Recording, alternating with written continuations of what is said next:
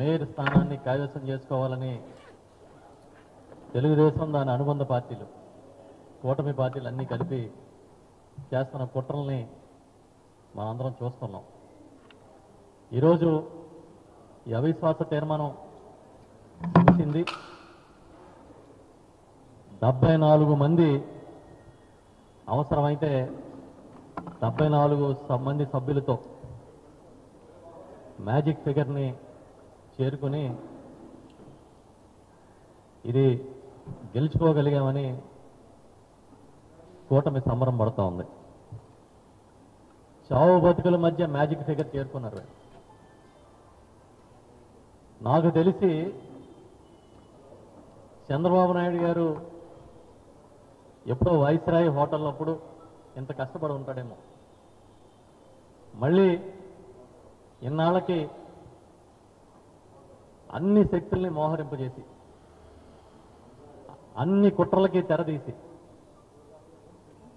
విపరీతంగా డబ్బులు ఖర్చు పెట్టి విశాఖ మేయర్ స్థానాన్ని అవిశ్వాస తీర్మానంలో గెలుచుకునేందుకు కష్టపడ్డారు. చాలా చిత్రం.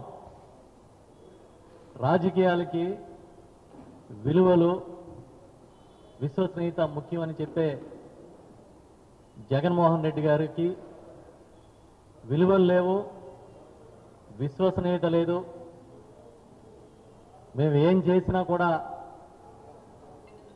మమ్మల్ని ఆమోదించే మా సొంత ప్రచార సాధనాలు ఉన్నాయన్న ఒకే ఒక కారణంగా చంద్రబాబు నాయుడు గారు ఇవాళ విచ్చలవిడి రాజకీయం చేస్తూ ఉన్నారు. యాదవ సామాజిక వర్గానికి చెందిన ఒక విద్యాధికారులను తీసుకుని ఏ రాజకీయ నేపథ్యం లేకపోయినా కూడా విశాఖపట్నం లాంటి ప్రతిష్టాత్మకమైన కార్పొరేషన్కి మేయర్గా కూర్చోబెట్టిన జగన్మోహన్ రెడ్డి గారికి కుట్రలకి కుతంత్రాలకి తెరదీసి ఒక బీసీ మహిళని ఇవాళ ఆ సీట్లోంచి దింపేసిన చంద్రబాబు నాయుడు గారికి మధ్య ఎంత తేడా ఉందో ఇవాళ ఈ రాష్ట్రంలో ఉన్న అన్ని వర్గాలకి అర్థమైందని మేము అనుకుంటూ ఉన్నాం. ఒక రకంగా చెప్పాలంటే చావు తప్పి కన్ను లొట్టపోయినట్టుగా ఇవాళ గెలిచారు. 74 కావాలి, 74 వచ్చినాయి. ఇంకా ఎన్ని కుట్రలు చేశారు ఏంటనేది సోదరులు చెప్తారు. ఇప్పుడు అన్ని రకాల ప్రయత్నాలు చేసిన ఇవాళ వైఎస్ఆర్ పార్టీ ఎంత స్ట్రాంగ్గా ఇక్కడ నిలబడినందుకు ఇది ఒక మెసేజ్ ఇచ్చామని చెప్పి మేము భావిస్తున్నాం. ఈ సందర్భంగా వైఎస్ఆర్ పార్టీ తరఫున గెలిచి ఎలాంటి ఒత్తిళ్ళు వచ్చినా తట్టుకుని యోధుల్లాగా నిలబడ్డ వైఎస్ఆర్ పార్టీ కార్పొరేటర్లందరికీ కూడా చేతులెత్తి నమస్కరిస్తున్నాం. ఎన్ని ఒత్తిళ్ళు మహిళా కార్పొరేటర్ల మీద, చిన్న చిన్న వ్యాపారాలు చేసుకుంటున్న వారి మీద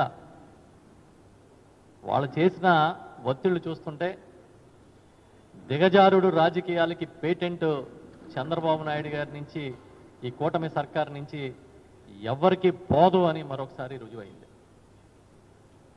ఎన్ని ఒత్తిళ్లు వచ్చినా కూడా అంత ధైర్యంగా నిలబడ్డ మా కార్పొరేటర్ అందరికీ ఈ పార్టీలో ఎప్పుడూ కూడా సముచితమైన గౌరవం దక్కుతుందని చెప్పి మేము చాలా గట్టిగా ఈ సందర్భంగా చెప్తున్నాం.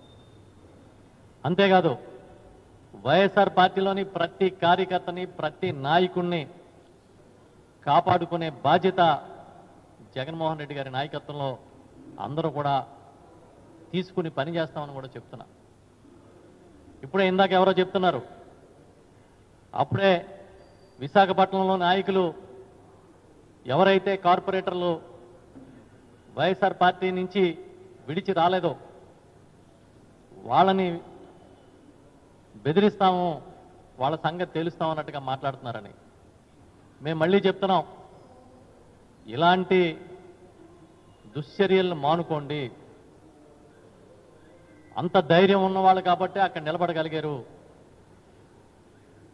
మీరు విశాఖపట్నంలో కానీ ఉత్తరాంధ్రలో కానీ ఎప్పుడూ లేని సంస్కృతిని ఇక్కడ ప్రవేశపెట్టొద్దని చెప్పి కూడా ఈ సందర్భంగా చెప్తున్నాం.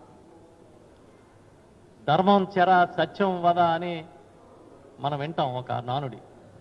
ఇవాళ ధర్మాన్ని చెరబట్టి మీరందరూ కలిసి అన్ని పార్టీల్లో ఉన్న నాయకులు కలిసి పైనుంచి కింద దాకా ఒక యజ్ఞంలాగా చేస్తే బొటాబొటీగా 74 కావాలంటే 74తో మాత్రమే దీన్ని కైవసం చేసుకున్నారు, అవిశ్వాస తీర్మానాన్ని గెలిచారనే విషయాన్ని మాత్రం మీరు మర్చిపోవద్దని మరొకసారి ఈ సందర్భంగా చెప్తూ,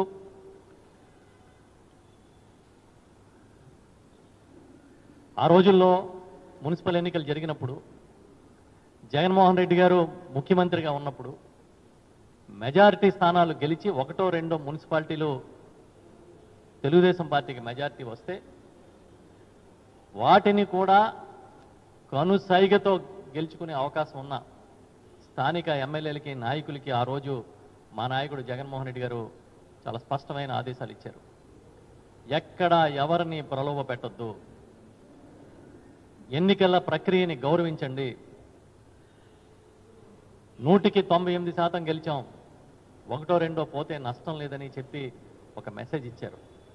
అలాంటి జగన్మోహన్ రెడ్డి గారికి ఏం చేసినా సరే, ఎన్ని అడ్డదారులు తొక్కైనా సరే అధికారం అన్ని స్థాయిల్లో మన చేతిలో ఉండాలనే చంద్రబాబు నాయుడు గారికి ఉన్న తేడాని మరొకసారి రాష్ట్ర ప్రజలందరూ గమనించాలని నేను విజ్ఞప్తి చేస్తూ ఉన్నాను.